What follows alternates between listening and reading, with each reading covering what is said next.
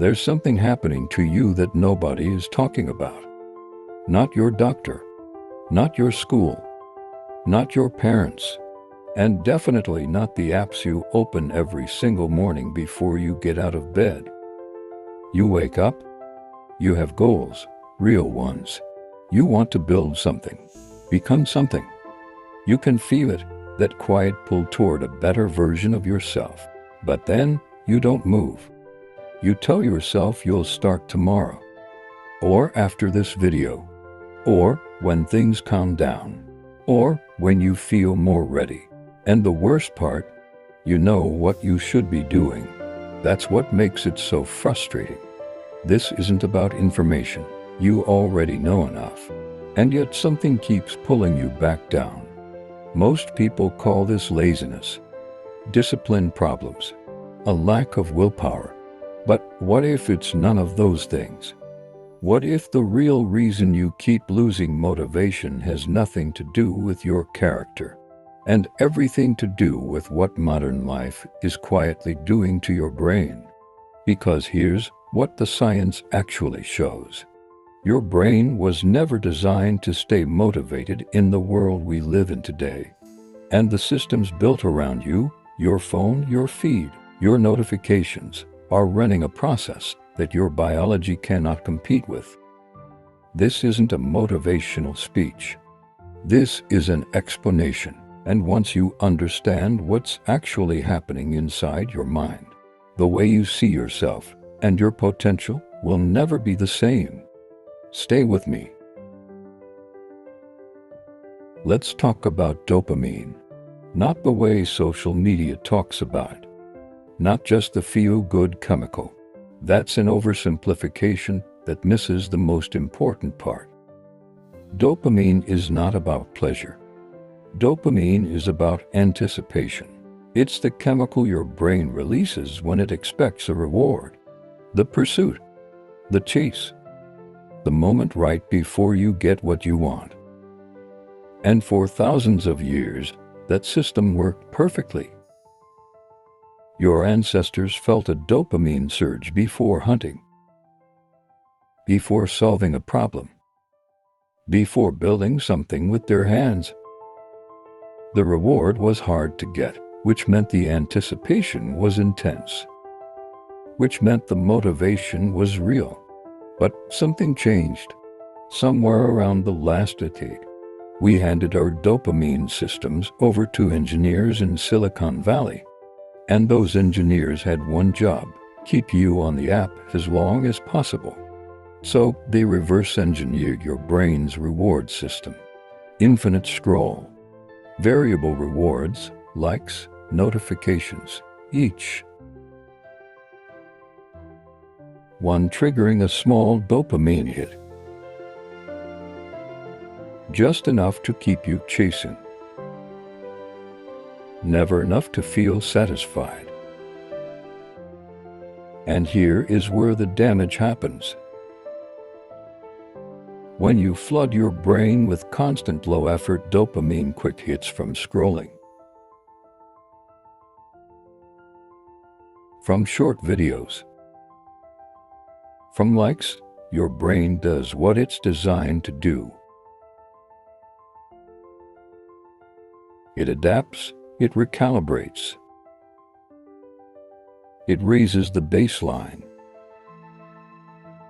Suddenly, the dopamine required to feel motivated toward hard things, like building a business,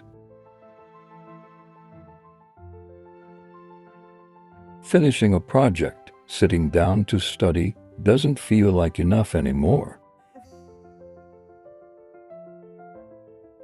Those things feel flat, colorless, boring. Not because they are, but because your reward system has been recalibrated by something far more stimulating. This is called dopamine dysregulation, and it's not a character flaw. It's a biological response to an engineered environment. Now let's go deeper, because dopamine is only half the story. There's a second layer to why motivation collapses. and it lives in the stories you tell yourself about who you are. Psychologists call this identity foreclosure. It's the moment a person stops seeing themselves as someone who would change and starts seeing their current state as permanent. Every time you set a goal and don't follow through, your brain logs that. Every time you say I'll start Monday and don't, your brain logs that too. And slowly, quietly, without you noticing, you begin to build a case against yourself. You start to believe that this is just who you are. Someone who tries and stops. Someone with potential that never becomes anything. And here is the cruel part of that belief. It becomes self-fulfilling. When your identity says, I'm not someone who follows through, your motivation will always find a reason to quit, because your brain is wired to act in alignment with who it believes you are. This is why willpower alone never works. You can force yourself to take action, but if the identity underneath hasn't shifted, it's only a matter of time before you snap back. This is why two people can read the same book, follow the same routine, hear the same advice, and get completely different results. One of them changed the story they were telling themselves, the other didn't. The question isn't how do I get more motivated? The question is, who do I currently believe I am? Because your actions will always reflect the answer to that question, whether you're conscious of it or not. So where does that leave you? If your dopamine system has been hijacked and your identity has been quietly working against you, is there a way out? Yes, but it doesn't start where most people think. It doesn't start with a 5 a.m. wake-up. It doesn't start with a new planner or a 30-day challenge.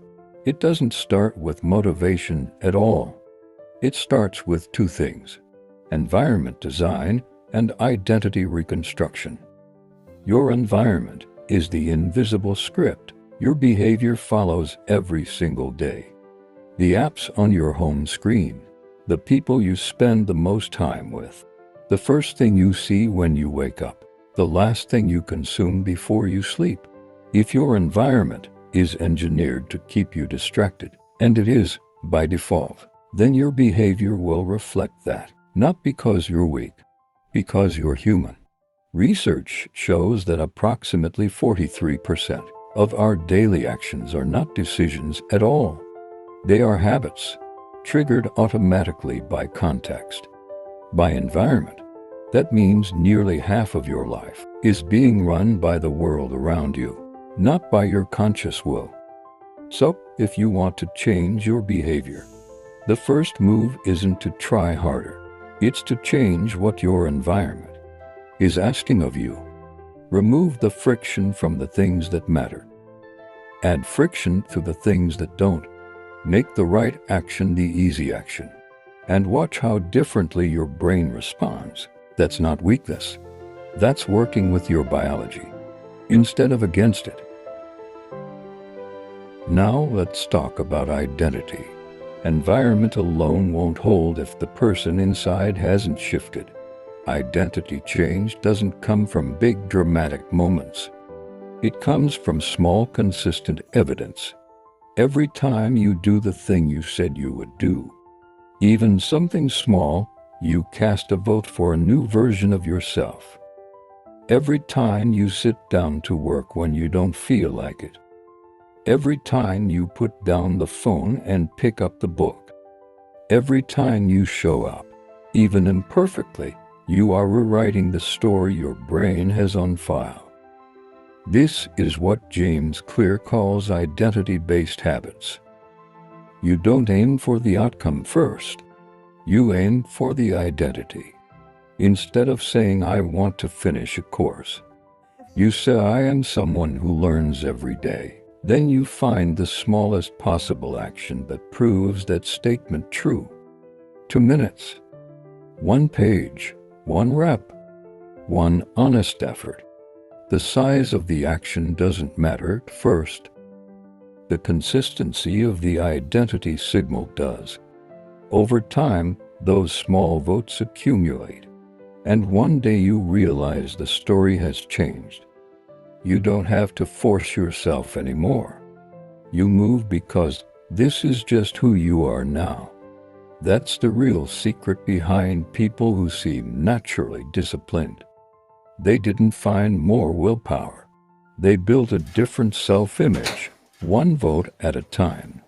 And understand this, you are not behind. You are not broken. You are a person whose brain adapted to a difficult environment. That is not failure. That is survival. The question now is, are you ready to redesign the environment and begin casting different votes? Let's bring this full circle. You don't have a motivation problem.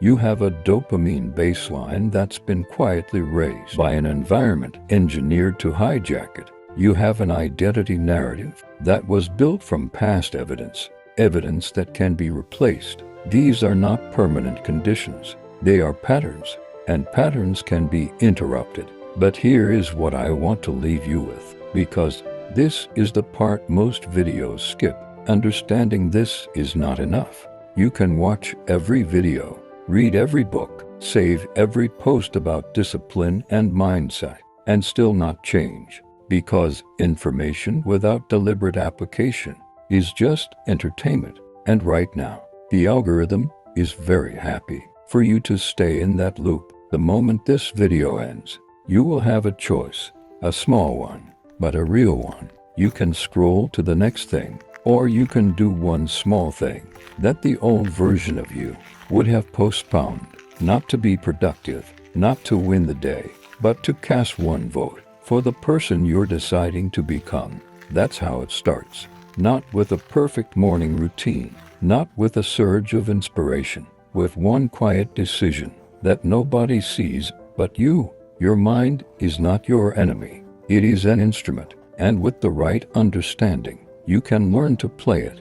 This is a Zen mindset, and this is just the beginning. If this reached something in you, subscribe, because everything we build here is designed for one thing: to help you become someone you actually respect. I'll see you in the next one.